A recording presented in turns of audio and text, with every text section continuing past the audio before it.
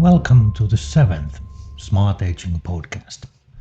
SmartAging is part of Interreg Baltic Sea region, co-funded by the European Union, combining countries from Baltic area, including Finland, Sweden, Germany, and Poland. Today we are discussing with exchange student from LUT University, Paniz Sepehrian, who is writing her thesis about the topic in collaboration with the project. We've been talking about differences of cultures and what may be important in different area might be something that is way ahead or not even needed in other area. So we're taking a look outside the bubble. So as mentioned, we are sitting here with talented Pani on the main street of Lappeenranta, which is still hibernating in the summer.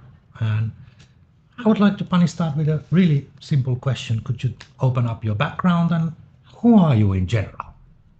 Hi, Pasi, and thank you for having me. Actually, I was admitted to LUT University for a master's in sustainability science and moved to Finland shortly after my father passed away following a sudden illness. The shock left me deeply depressed, and for a long time, I couldn't stop thinking about what more I could have done to ease his suffering. It's actually great to have somebody outside the, let's say, Finnish bubble here.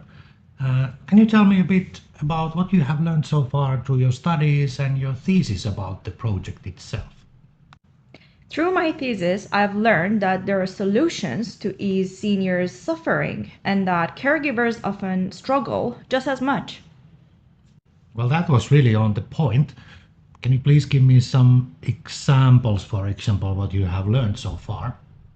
Yeah, sure. Many solutions we see in hospitals, like adjustable hand wash stations, movable beds, soundproof walls, and air purifiers, can also be adapted for use at home. So you're not just a student, you're also a startup entrepreneur, which is actually great. Good luck with that. But can you share some insights and learnings about that? How do you see the potential and markets in the future on these topics? Well, coming from Iran, where seniors and caregivers often lack proper care and awareness of available services or products, I keep wondering how many other countries face the same challenge and how we can help them. And now, this is actually interesting if you think about you working with deep tech, sustainable materials, energy, even AI a bit. Is that the right, let's say, product to bring on every market, or how do you see this? It's a tough question to answer since deep tech is often expensive and out of reach, but the key is bringing it into daily life. Simple tools like voice control lights, easy clean surfaces, or beds that track sleep are considered some. When tech feels natural in routines, that's when it works. This is actually one of the most interesting things we can talk in general, because you have a different background. Finland has a really different approach on many things. So what you have learned so far about Finland, and does the deep tech have something better here, or what is happening actually? Finland is already strong in health tech, so I see this starting with pilot projects and then moving into homes. Simple things like smart lighting, a cleaner air, and safer materials. The system here makes it possible to test and grow these ideas fast. That's actually something you're doing all the time behind the project itself. You're working with your thesis around what we are doing in the project. And would you like to open up a bit? What are you actually researching and working on, the topic here chosen? Yeah, sure. The topic of my thesis is a sustainability perspective on smart aging, where I explore environmental, social, and economic aspects of it in Finland. Yeah, let's dig deeper on these three pillars of your work. And let's start with the social. What we found out earlier in this project from the surveys that loneliness is one of the key topics that is rising up in Finnish answers. What's your take on that? Well, I believe elderlies, they're like screaming loneliness. You can even tell that from the answers that they have given to the surveys. But apart from that, even when you're walking on the street and you see some elderly walking by, they're just looking for a chance to start up a conversation, no matter what language you speak and how you look. They're even eager to go out of the way to show you where a shop is located or whatever. They want to talk. And that's actually something we kind of found out as well. It's communal areas where people can mix together, really have conversations and do stuff together. That's a really, really interesting part. Have you any points of view on that? Well, as we discussed earlier, there are already some communal services, but unfortunately, they're outdated. So maybe a plan to develop more services which could match and satisfy everyone's taste would be a good idea. All right. And the economical side, oh, that's a hot potato in Finland all the time. It is. So, what might be your findings on this side of your thesis? I believe the social pillar is so important that if it is fixed and taken care of firmly, it would significantly decrease the weight over the economic pillar. And it would be like a great prevention over correction.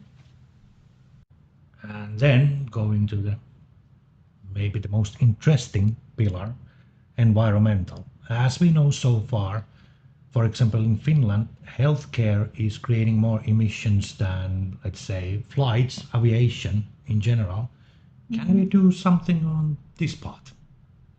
Environmentally, Finland leads in clean energy and sustainable design, which supports smart aging. But heating is a challenge. Long winters mean a high energy use in both homes and hospitals. Solutions like bio-based surfaces, energy efficient lighting, better insulation, and smart thermostats can cut emissions and make homes and hospitals a more comfortable and sustainable place for elderlies and caregivers both. If we look further than Finland, the global scale, for example, there's a lot of improvement on the sustainability, a lot. Environmental things are topic of everyday discussion. How about going that direction? Well, let me tell you about Iran. Uh, for instance, there are these smart gadgets that can be used by doctors and caregivers that through that they can monitor carefully the status of the patients instead of just driving around through the traffic and produce more air pollutions, emissions. That's one option to consider, highly effective. Thank you, Pani, for all the insights you gave us so far today. I'm in a Finnish bubble and I don't always see the possibilities in other market areas. And what I think should be the kind of takeaway from this conversation is that what is tested here or created here can be taken elsewhere in a bigger scale. This would be my final question. What would be your recommendation and greetings for other fresh entrepreneurs and startup ideas to how to actually go from Finland or from Europe to the global scale? I'd say if you're thinking of starting something in this field, listen to what seniors and caregivers really need. Start small, test early, and collaborate. Deep tech in care isn't about one hero product, it's about solutions people actually use and trust. And the potential market is limitless. Aging is global. And everyone all around the globe is looking for better ways to live well. Thank you for joining our afternoon coffee with Pani. My name is Pasi Rantanen, and this reminds me of our work every day at Ikigaia. Many innovations are created in the wrong place for wrong audience.